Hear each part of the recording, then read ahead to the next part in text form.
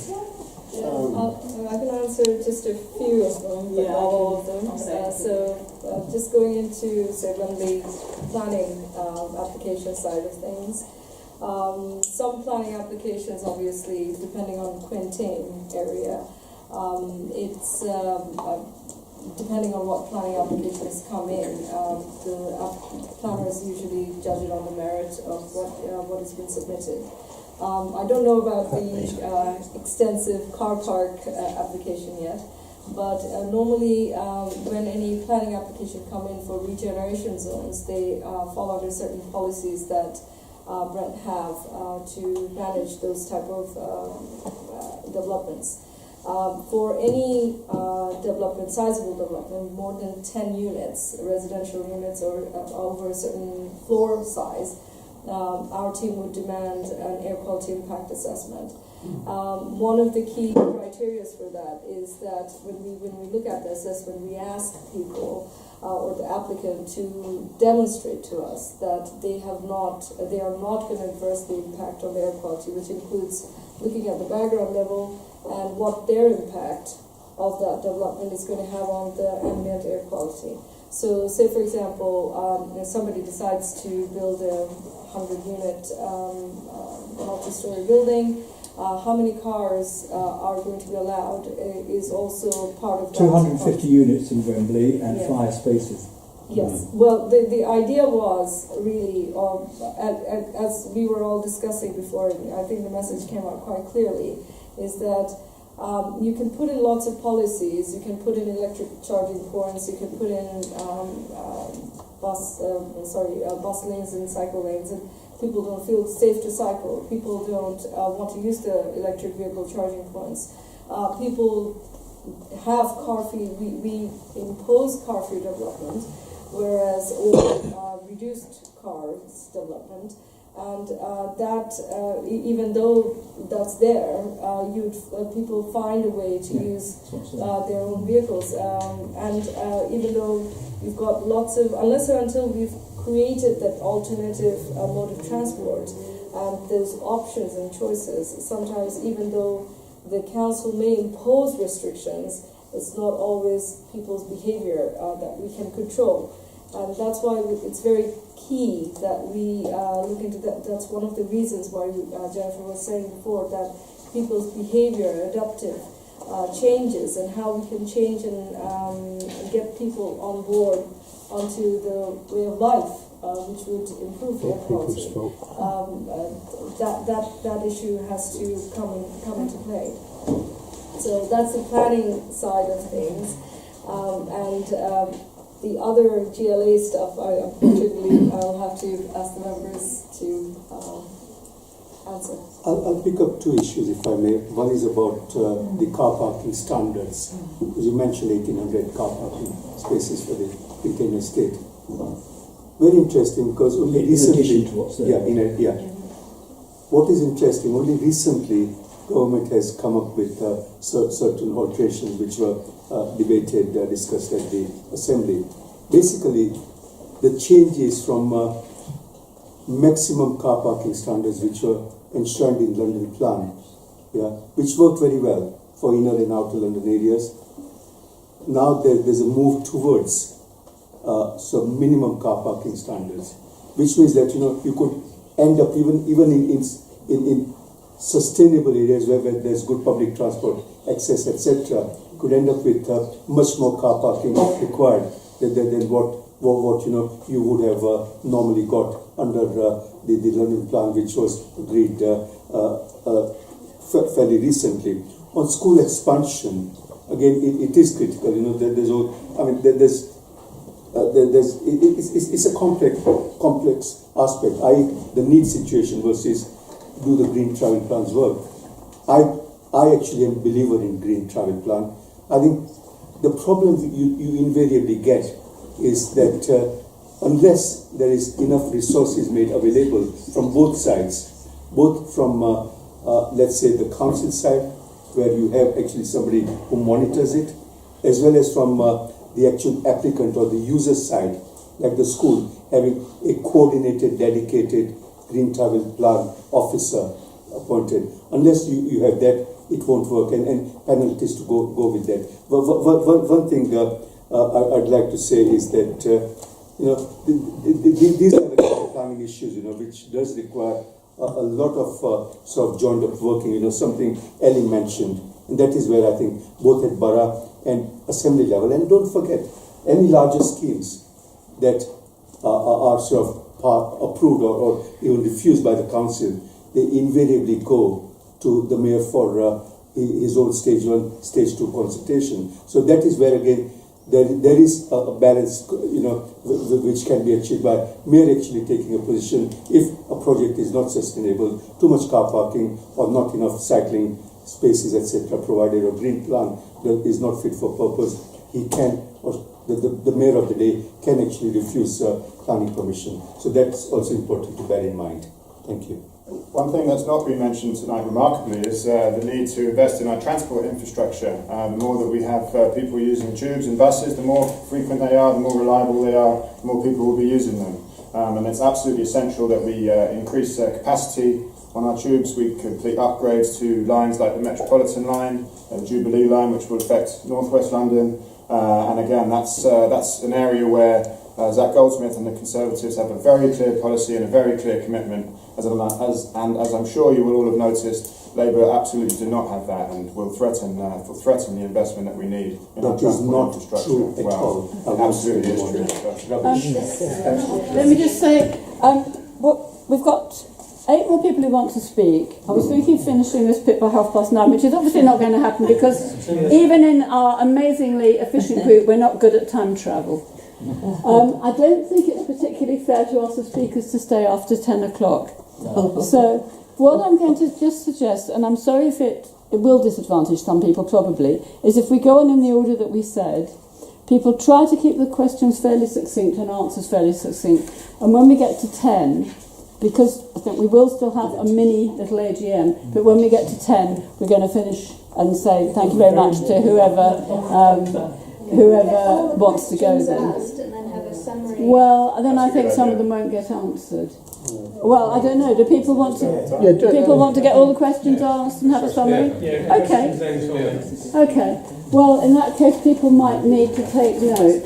Is that okay for you, Ellie? Yeah, absolutely fine. Thank you. Okay. So, question number 4 then. Yeah. Or question number 4. Yes. I've got basically 3 things to say really. First, when it comes to sustainable transport, particularly with Can you just give your name? My name's Jason from Hammersmith Labour Party. The thing is this one main thing you're going to have to do to encourage people walking, you're going to have some kind of advertising campaign. I've only seen one advertising poster, and that was going back in World War II. The second thing is when it comes to pollution from cars, one way of cutting it is actually remove the speed bumps and the chicanes which are used to slow down traffic. Unfortunately, the trouble is, the disadvantage from your point of view, Councillor Southwood, is you'd have an awful lot of complaints about speeding cars on residential roads. So that's the price you have to choose. And third is, if you really want to help improve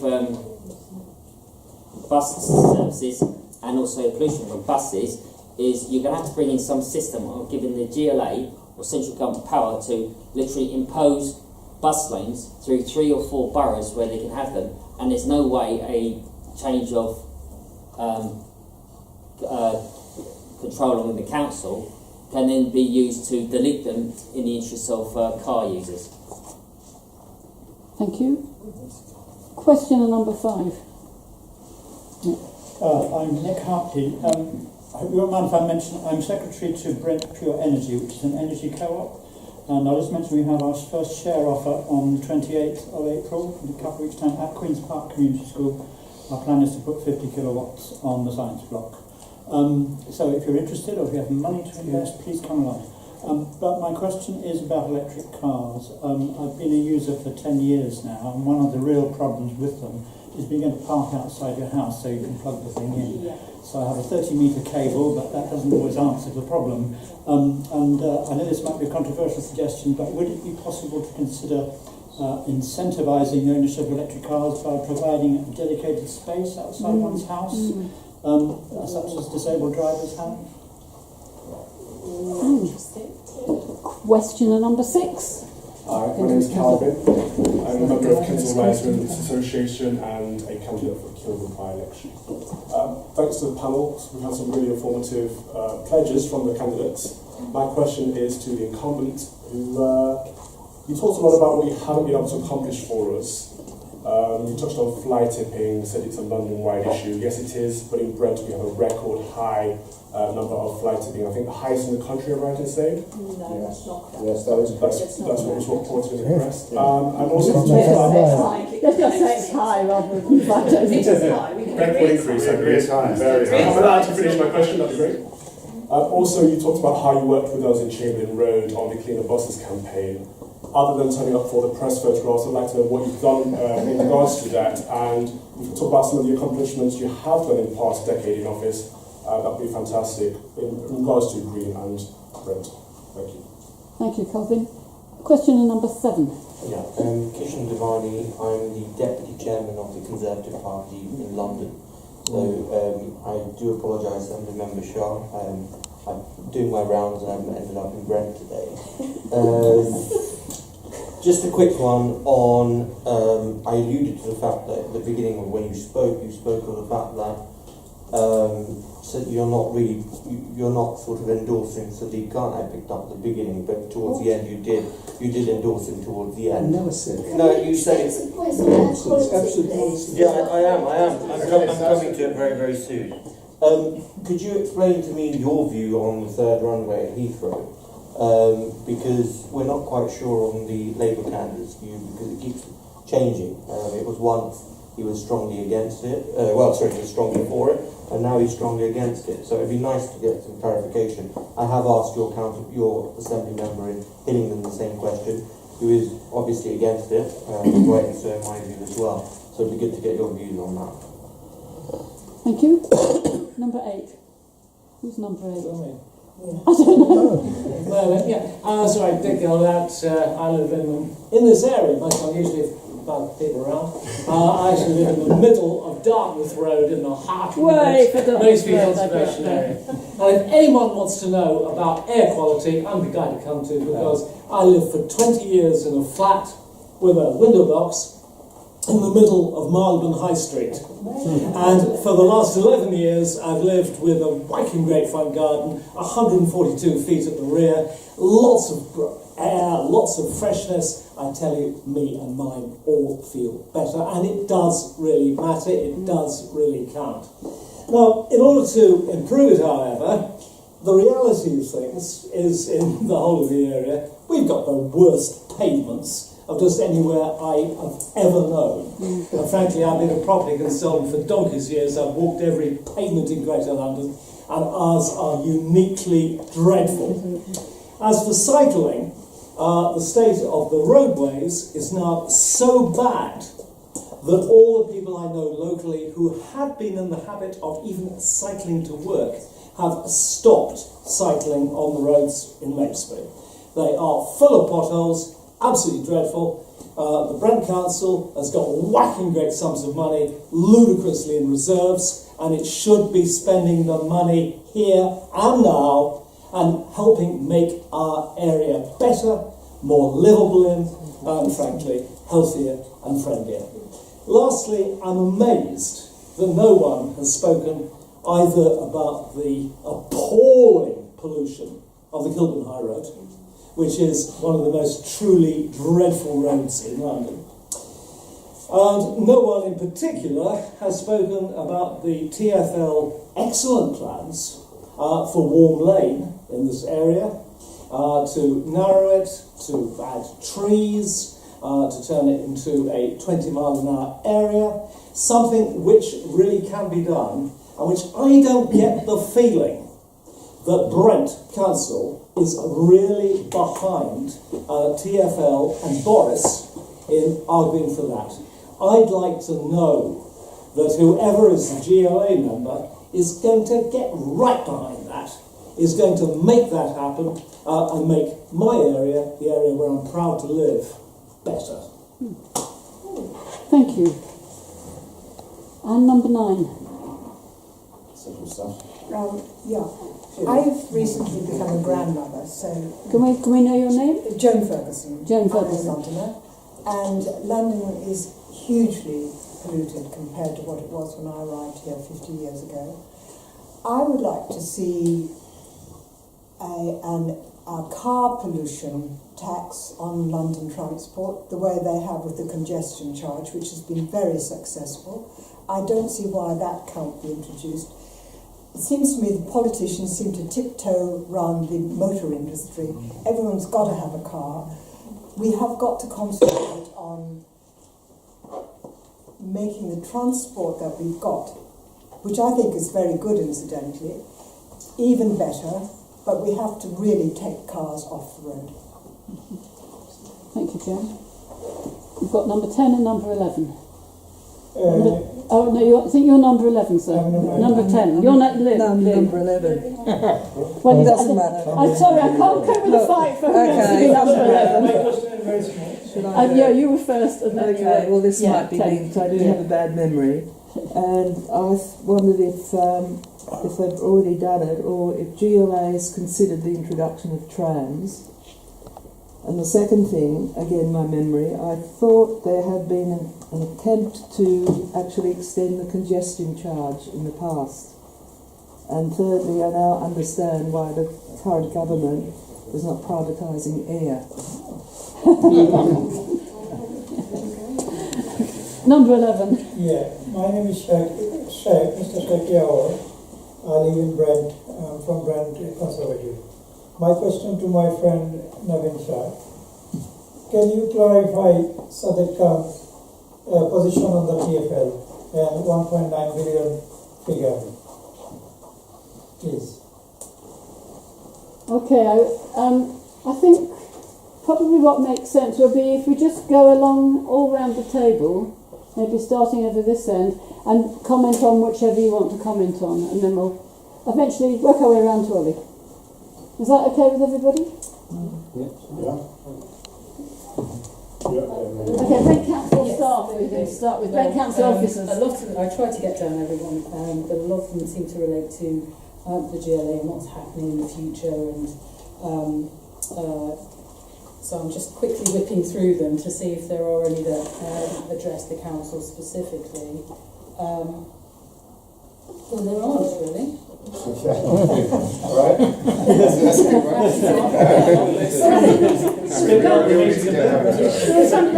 What about the question of if it was possible to have electric spaces for parking for electric cars? So which one, sorry? I'm happy to take that. Okay, all right. Okay. Yeah, okay, move my phone. So I think I've got most of these points down. So starting off with walking, yes, of course, we need to encourage walking, healthy activities. The best way to do that is to have pleasant places to walk to. So I've mentioned that Zach is going to be introducing 200 new pocket parks.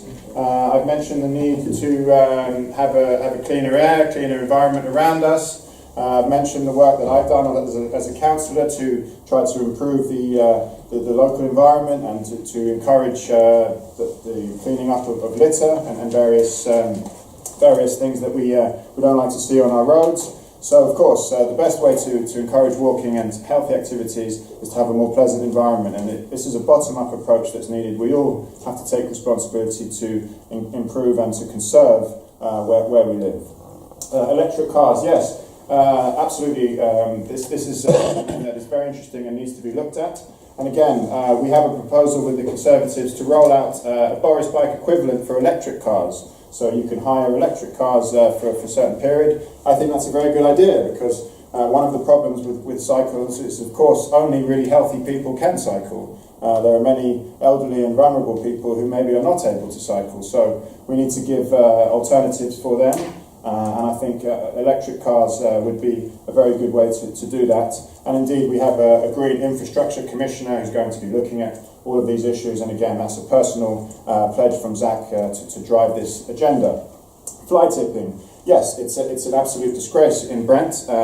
Councillor Southwood, I'm not going to have a go at you at all, by the way, but she will have heard me mention this in many full council meetings. Residents feel that Brent is a dirty borough and their council has not done enough to counteract this menace. I'm very glad that there have finally been some proposals put forward by Councillor Southwood, and of course I do support the on-the-spot fines that they're proposing. It's very late, but of course I do support it. And it needs to be increased, and that is the reason that those proposals have finally come forward, is because so many residents are complaining to their councillors and complaining to their council about the fact that nothing has been done on these issues. For the third runway, that is a very, very simple answer for me. I categorically support Zach, and I believe that the third runway should not happen. 1 million residents in West London will be affected by that. And it's essential that we look for alternatives to that third runway at Heathrow. Very interesting comments on the state of the pavement, because again, this goes back to our sort of global topic here about the environment in which people are interacting in. So we can't encourage walking if the pavements are appalling. We can't encourage cycling if the pothole situation is as diabolical as it is at the moment. Indeed, this is about spending priorities. As part of Brent Conservatives, we put forward an alternative budget very recently that allocated an additional £500,000 that Brent Labour preferred to spend on public relations on actually fixing these potholes. That's a very positive policy that helps all road users, cyclists, bus users, everyone. So it's very important that there's practical action on the ground taken through decisions on spending and through decisions on pushing these priorities to get these things done. Obviously, I feel strongly as a candidate for the Conservatives for the London Assembly for Brent and Harrow that that's not been done enough either at council level or at GLA level. As for the TfL plans for Warm Lane, yes, I've looked at these as well, and they do seem to be very well intentioned to create a more pleasant environment for Warm Lane. But I would fear that were Sadiq Khan to become mayor, these kind of investment plans would be very much jeopardised, because this man has pledged to take £1.9 billion out of the TfL budget. What's he going to spend it on instead? I mean, where's that money going to come from? So those kind of schemes are clearly at risk under a Labour mayoralty. Where are we next?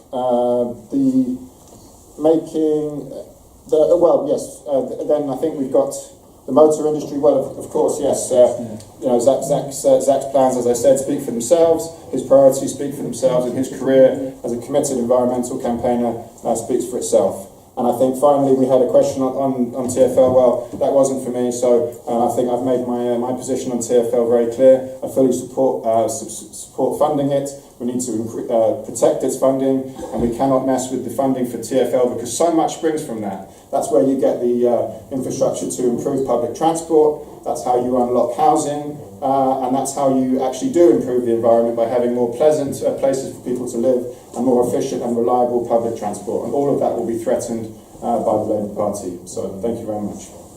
Thank you, Joel. All right, I'm going to try and get through this.